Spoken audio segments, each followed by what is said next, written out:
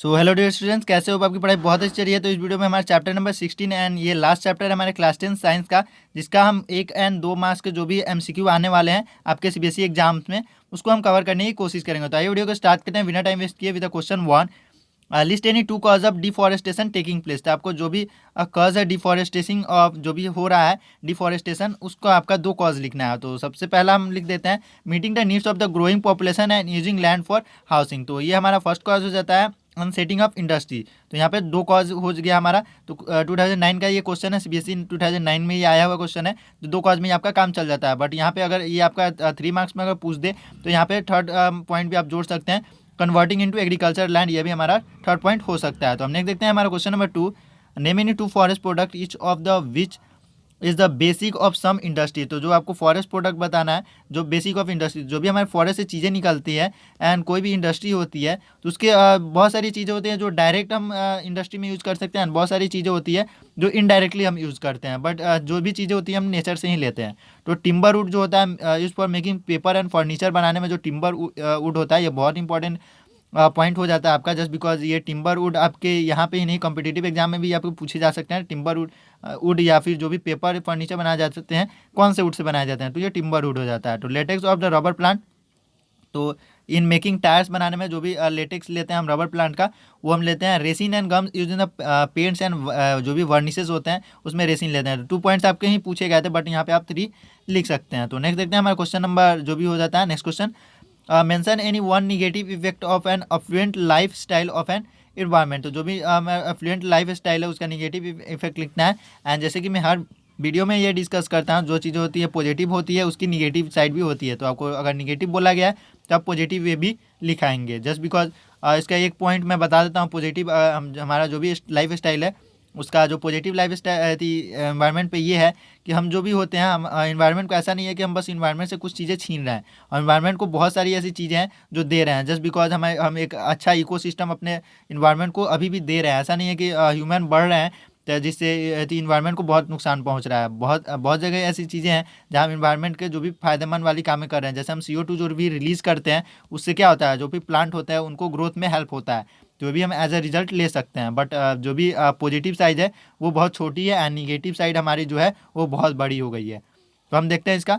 Chlorofluorocarbon use in refrigerator causing ozone hole, carbon dioxide releasing on burning fossil fuel cause global warming. तो carbon dioxide से global warming भी बढ़ रही है, but carbon dioxide से हम एज अ प्लांट के लिए हम वो उसे फूड भी मान सकते हैं, तो उसके लिए सही है। तो नेक्स्ट देखते हैं question number 4। List any 2 measure that you suggest for the better management of water cycle. तो वाटर साइकिल के एक बेटर मैनेजमेंट के लिए आपको 2 बताना है। तो rain water harvesting, I think ये साउथर्न पार्ट ऑफ इंडिया में बहुत ज़्यादा ये फ्लोरिश किया हुआ है, बट इधर भी बहुत सारे नॉर्थ इंडिया में बहुत सारे लोग इसको अडेप्ट कर रहे हैं। तो नेक्स्ट देखते हैं reusing the rinsed water from the vast cloth for cleaning और मोपिंग द हाउसेज। तो जो भी हमारा वास्ट कपड़े धोते हैं उसके बाद जो पानी बचते हैं तो उससे हम क्या घर या आंगन या जो चीज़ें हैं उसे धोने में यूज़ कर सकते हैं, जो भी पोछा लगाने में है वो यूज़ कर सकते हैं। तो नेक्स्ट क्वेश्चन देखते हैं, हमारा क्वेश्चन नंबर 5 हो जाता है। Give one example each from the your daily life where the household waste can be effectively reuse and recyclable. तो जो भी रीयूज एंड रिसाइकलेबल में आपको फ़र्क बताना है आपको डेली लाइफ से रिलेट करके। तो ऐसे क्वेश्चन आने के चांस बढ़ जाते हैं, जैसे कि मैं पहले से ही बताता हूँ, डेली लाइफ की जो भी चीज़ें होती है या जो भी क्वेश्चन होते हैं उसके चांसेस बढ़ जाते हैं। और मैं आपको बता दूँ चैप्टर 1 से 16 तक के सारे MCQ मैंने, या फिर जो भी ऑब्जेक्टिव या सब्जेक्टिव क्वेश्चन है, मैंने सारे कवर करके जो प्लेलिस्ट है हमारे चैनल पर बना के रख दी है, उसका लिंक आपको डिस्क्रिप्शन में नीचे मिल जाएगा, वहाँ से जाके आप देख सकते हैं। 1 क्लिक पे आपको वो वीडियो अवेलेबल है वहाँ पे। तो रीयूज़ का आप देखते हैं, empty plastic and empty bottles of jams and pickles. तो उसको हम रीयूज़ कर सकते हैं, जो भी वाटर बोतल आते हैं पानी पीने के बाद उसमें हम कुछ रखने के लिए पिकल्स जो भी जैम्स होते हैं रखने के लिए यूज़ कर सकते हैं। एंड रिसाइकलेबल का मतलब होता है उस चीज़ों को कन्वर्ट करना फिर से उसी चीज़ में। Paper and इम्पर्टी polythenes of milk होता है, पोली बैग्स ऑफ मिल्क होता है, ये रिसाइकलेबल होता है, हाईली रिसाइकलेबल होता है। वो सिंगल ग्रेड जो भी प्लास्टिक होता है उसको हम फिर से रिसाइकल करके जो भी आगे आने वाली जो चीज़ें हैं वो बना सकते हैं। तो नेक्स्ट देखते हैं question number 6। Name any 2 items which can be easily recycle but are generally thrown in the dustbin. तो जो भी चीज़ें होती है आपको लिखना है जो हम इजिली रिसाइकलेबल है बट उसे हम डस्टबिन में फेंक देते हैं। तो पेपर जो होता है, पोली पैक्स ऑफ मिल्क होता है, कोल्ड ड्रिंक कैन होता है, ये सारी चीज़ें इजिली रिसाइकलेबल है, हमें उसे डस्टबिन में, एक ऐसे डस्टबिन में फेंकना चाहिए जो कि रिसाइकलेबल है। ऐसा नहीं कि हम गए एंड कोई भी डस्टबिन में फेंका है, उसमें भी blue and red, sorry red dustbin वहाँ पे आपके लिए अवेलेबल होता है, तो वहाँ पे आप कर सकते हैं। तो बच्चों देखो, सब चैनल को सब्सक्राइब कर दो एंड उससे आपको ये फ़ायदा होगा, जो भी वीडियोज होगी आपको एकदम टाइम पे मिलेगी। तो अपने एडवर्टाइजमेंट के बाद हम चलते हैं नेक्स्ट क्वेश्चन नंबर 7 पे। तो ये हो जाता है, right the main objective of conservation of biodiversity. तो जो भी आपका कंजर्वेशन ऑफ बायोडाइवर्सिटी है उसके ऑब्जेक्टिव आपको लिखना है। To maintain ecological balance as loss of biodiversity leads to the ecological instability उसमें होती है, उसके कारण हमें जो भी इकोलॉजिकल बैलेंस है वो बना के रखना चाहिए।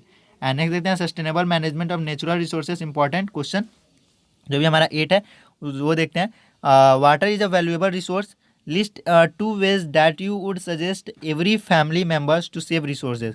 तो आपको बताना है। तो ये हो जाता है, prevent leakage from the tap and ensure timely repair. तो जो भी हमारे घर में टैप्स होते हैं जो पुराने हो जाते हैं उसको हम क्या करेंगे, उसको रिपेयर करते रहेंगे ताकि जो वाटर वहाँ से लीक होती रहती है वो बच जाए हमारी। एंड मेरी रेटिंग जो भी ड्राइंग है इसकी रेटिंग आप कमेंट सेक्शन में जाकर देख सकते हैं, 1 to 10 में आप कितने हमारे जो भी ये ड्राइंग्स हैं उसको रेटिंग देंगे। हालांकि ये बहुत अच्छा बना है, मैंने मोबाइल से ही बनाया है। हालांकि मेरा डेस्कटॉप अभी काम नहीं कर रहा है, मैंने मोबाइल से ही सारी वीडियोज़ रिकॉर्ड की है, तो उसमें आप हल्का एडजस्ट करके चलेंगे। तो नेक्स्ट देखते हैं, जो भी पॉइंट 2 है, use the rinsed water from the vast cloth for watering plant in garden. ये क्वेश्चन हमारा आई थिंक जो भी क्वेश्चन होते हैं, अगर एक चैप्टर का 10 से 20 या 30 क्वेश्चन अगर आप प्रैक्टिस कर लेते हैं तो क्वेश्चन आपके रिपीट होने लगते हैं। सेम वही कॉन्सेप्ट होता है, बस हल्का सा जो भी अंतर होता है वो होने लगता है।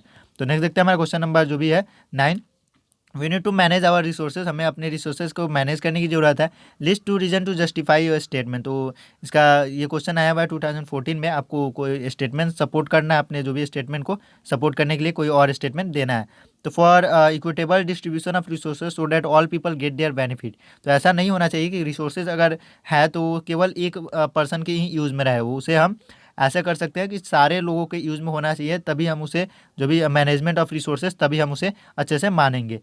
एंड सेकेंड पॉइंट हमारा हो जाता है, many resources are limited and would exhaust due to over exploitation. तो जो भी बहुत सारे रिसोर्सेज हैं वो लिमिटेड अमाउंट में हमारे इन्वायरमेंट में पाए जाते हैं। तो ओवर एक्सप्लोटेशन से जैसे फॉसिल फ्यूल हो गया, अगर हम उसे ज़्यादा यूज़ करते हैं तो वो उसे ख़त्म होने का खतरा बना रहता है। ऐसा नहीं है कि वो आपके लाइफ टाइम चलने वाली है या फिर आगे आने वाली जो भी जनरेशन है उसको मिलेगी। तो इसलिए हम उसे ओवर एक्सप्लोटेशन है वो हम नहीं कर सकते किसी भी रिसोर्सेज का। तो इसलिए आपको उसके अच्छे से जो भी लिमिटेड एंड उसका जो भी एग्जॉस्टेबल है उसको अच्छे से मैनेजमेंट करके उसे यूज करना चाहिए। तो हमने यहाँ पे इस चैप्टर के भी बहुत सारे एमसीक्यू एंड जो भी ऑब्जेक्टिव क्वेश्चन है उसको कवर कर दिए हैं।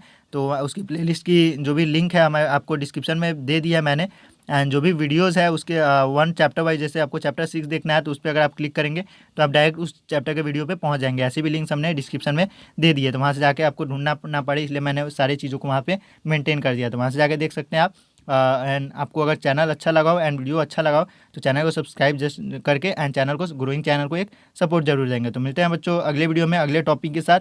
Till then take care and bye bye.